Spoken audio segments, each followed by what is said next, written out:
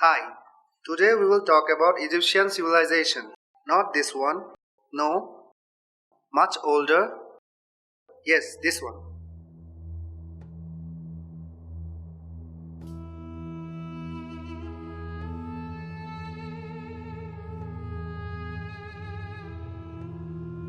In the 3100 BC, Egyptian civilization started on the banks of river Nile. The slaves and the farmer used to carry large stones for pyramids and grow crops for pharaohs. But their children were not allowed to get education as they had to learn how to cultivate and push out stones from young age, as slaves and farmers were the lowest caste in this civilization. Berenice Troglodytica was one of the most famous places for trading beside the river Nile. Craftsmen used to bring pottery, clothes, papyrus, and other goods and sell those to merchants. Merchants used to sell these goods to the Arabs and others in the Mid East in exchange of gold, jewelry, and other goods.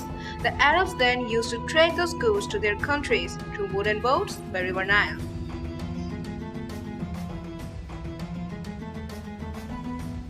The pharaohs and citizens of ancient Egypt were protected from enemies by the soldiers of Egypt who used to guard the cities and fight for their king. During the night, the soldiers used to make bunkers at the border of Egypt so they can defend themselves from enemy attacks. Their children were trained from a young age to become soldiers, but they were not allowed to educate themselves. The women of the soldiers' families were embroiled in housework only.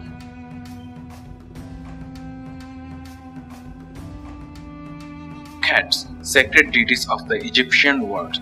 They were used to signify certain things. There are several such cat-like beings in ancient Egypt, and they signify things such as justice, fertility, and power. Hieroglyphs, one of the most ancient forms of reading and writing. Cursive hieroglyphs were used for religious literature. The priests played an important role in Egyptian culture. They were in charge of the temples, but not only that, they were also used to educate the pharaoh's children. But the most important job they had was to record their religious teachings through hieroglyphs, and they also invented new hieroglyphs characters. The viziers were the second in charge of the Egyptian kingdom. They were elected by the pharaoh and were generally part of the royal family. Most of their work was concerned with collecting taxes and executing the laws made by the pharaoh. Now you're about to witness royalty in its finest form.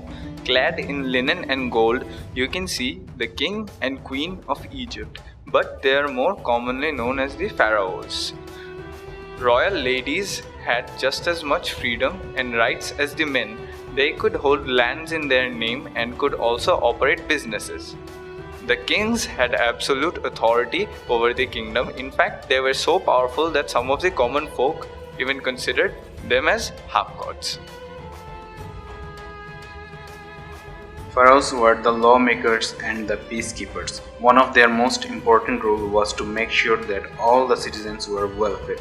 Law and order was very strict in ancient Egypt. One of the most gruesome punishments was that the pharaoh used to chop off the nose of sinners and banish them into Rhinocolura, also known as the city of noseless people. Pharaohs used to spend their leisure time roaming across the river Nile on their royal boats and listen to their own music. Sadly, all good things have to come to an end. Alexander the Great had already conquered half the world when he set his sights on Egypt. The day of reckoning came in 30 BC when Alexander attacked with all his might. Upon seeing this, all the royal families, including the priests and the noblemen, fled to the back, leaving only the soldiers to fend for themselves, without any proper jurisdiction or commands.